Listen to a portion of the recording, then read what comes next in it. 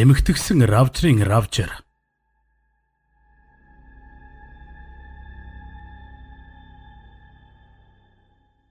15 дугаар жарны хөхөгчөн могоо жил 1905 он. Адуучин Караташхан гэгч Алтан шар сумын жас жавын сүрэгчин байжээ. Тэднийг дахин шар нуруунд оторлон ирж өвөлжөөд цаг тавьж цас ханзарч алимын цагаан цэцэг ургах үед булган голын шар тохойдон буцаж нүүхээр бэлтгэж байсан үеийн. Тэр үед үзэмчний алтан үрэгт бадарчин богдын хүрээний дэрчгэр дэндвийн хамт баруун зууд мөргөх ташрамд заян цагаан маарамб далайн захиалгаар алтан цаад говоос цагийн шар эмгний алмасны цөс олохоор 5 цэн алт өвөртөлсөөр адуучныг хурж иржээ. Тэд хол ойрын сонин хачин, зам зуурын бэрхшээл, зовлон үдсэн харсан гайхмар хачин зүйлэн ярилцах зууран цагаан марамбын захиалгыг адуучин эрд дурсжээ. Караташхан загийн шар эмгэн гэдэгтээ би олон удаа тааралцсан. Би тахин шар нуруу, тахин шандын говь, хонин усны говь, цэнхэр номингийн говь, идрэнгийн нуруу, хараа заргын нуруу гээд энэ хавийн их говь талаар 20 хэдэн жил өвөлзөн хавар намаргүй хэрээр гэр хийж, хэцээр тэр хийж яваа хүн. Миний энэ хариулж яваа мянган сүрэг бол алтан шар сумын ноён ламын мэдлийн жасын дархан сүрэг байгаа юм. Аль л өнтөө сайхан нутгуудаар хэсэж оторлож, тарган цатгалан байлгах алавтай. 7 хүн хариулдаг сүрэгтэй. Тэр шар эмгний байнга байдаг нутгийг ч таамаглаж л байна. Харин та нар баруун зуу ороод иртэл 5 сарын зай байна. Хэрвээ та нар болцсон хугацаанд намрын сүүл сарын 20-доор яг энэ газрын уулзвал би таны захиасыг биелүүлье. Хэмээж. Ингээд дэндвнэр аянан үргэлжлүүлэн 63 дахь хоногтон баруун зууд хүрсэн ажээ. Тэнд очиод алтан үрэгт бадарчин амьсгал богдох бахуу өвчнөр нас барсан учраас дэрчгэр дэндв цагаан марамбас алтан үрэгтэд өгч явуулсан 5 цэн алтаар нөхрийнхөө хойд насны төлөө буян үлдээд нутгийн зүг эргэжээ.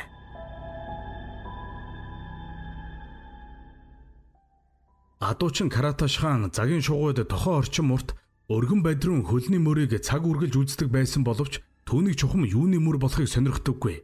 Тэр байтугай дөрвөн мөчөн бохирч зулаагараа газар дэрлэн хэвтэж байгаад ямар нэгэн чимээ авмагц үргээд алд дэлэм өргөн заган дээгүүр хараач цааш хүнчилж явсан мөрийг хүртэл үздэг байжээ.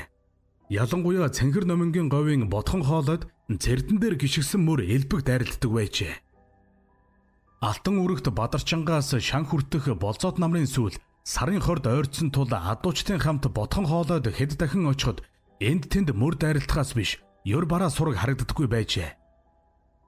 Нэг өдөр хавай баяны нэр цуутай хурдан уургын хонгор азаргыг нь сойж нөхдийнхөө хамт ботхон хоолойд үүрийн харанхуйд очиж элсэн манхны оройд нууцлан суугаад зүг рүү дурангараа самнан дурандаж суутал тэртээ хойд манхны орой дээгүүр маш том биетэй хүн гарч ирээд түүний цаад талын загтай хоолойд ороод алга болжээ.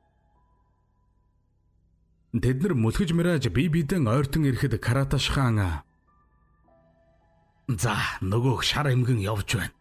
Та нар бугуйлаан зэхэд алсуур тойрон бүсэл их болгоомжтой сэмхэн яваарай. Манхны цаана гараад хий бууд. Нэгээс илүү буудахгүй шүү. Гэж захиад явуулжээ. Караташхан ч нөхдөө манхны цааталд хурж буудмагц хонгор халдсан азаргандаан ташуур өгөн загтай хоолойн зүг угс хийтэл заг дотроос том дэлэнтэй цөдгөр гэдэстэй сэгсгэр хүн дүрс тамтан босоод зүүн тийшээ хурдалжээ. Хонгор халдсан азарга түүнийг яах ихэн зургүй гүйцэд иржээ. Нөгөө хүн дүрс тамтан газраас чулуу тэмтэрмэгц Караташхан бугуйлан шидэж цээжиг нь бугуйлдаж авчээ. Гэтэл түүний аимшигтай муухай хашгирах дуугаар хонгор азраг зог тусан үргэж эргэн давхиж гэн.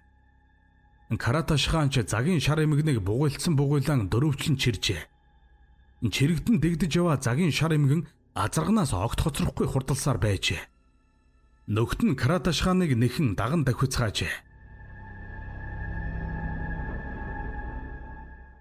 Адуучны отрын гахаа гэрийн баруун хаяанд хоолоогоор нь цалан моосорлож, хоёр эрхий хурууг нь зэрэгцүүлэн, нарийн эрхар сураар чивчиртэл норон, хоёр хөлийг нь тушсан хүн дүрст үстэй амтан, нүдэ анивчуулан нулимсан урсхан суужээ. Хүний гарт орсон хээрийн зэрлэг тэр амтан хүн утгард автагдсан элтэд харагдана. Гахаа гэрийн хойморт дэрчгэр дэндв Караташханд хандан аргагүйдэн хэлэх нь. Хөөхий алтан үүрэгт бадарчин минь баруун газар ясаа тавьсан да. Түүний хойд насны төлөө авч явсан алтнаас нь буян үлдээд болзондон яарч ирлээвэ. Нэгэнт чамд өгөх алт байхгүй учраас энэ муу амтныг тарчилган зовоогоод яах вэ? Тавьж орхисон нь дээр үсттэй. Гэхэд Караташхан гэлсэн амандан хүрдэггүй.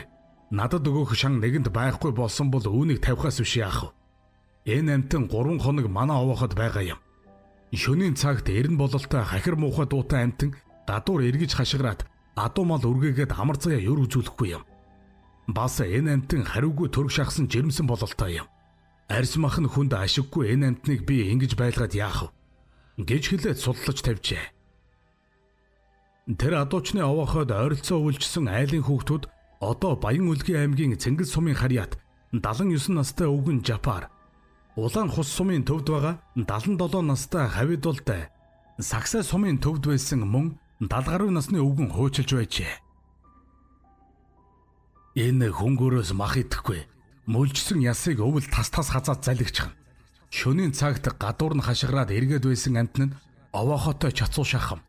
Овоолсон яснаас хүлээстэй эм алмаст оруулж өгөхөд түүнийг том өмгөлтөнд дуртай нарахгүй идэж байсан юм. Ам нь их цангаж байсан баг.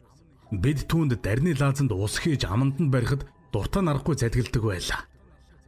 Гэж тэд хуучилцгааж байсан билээ.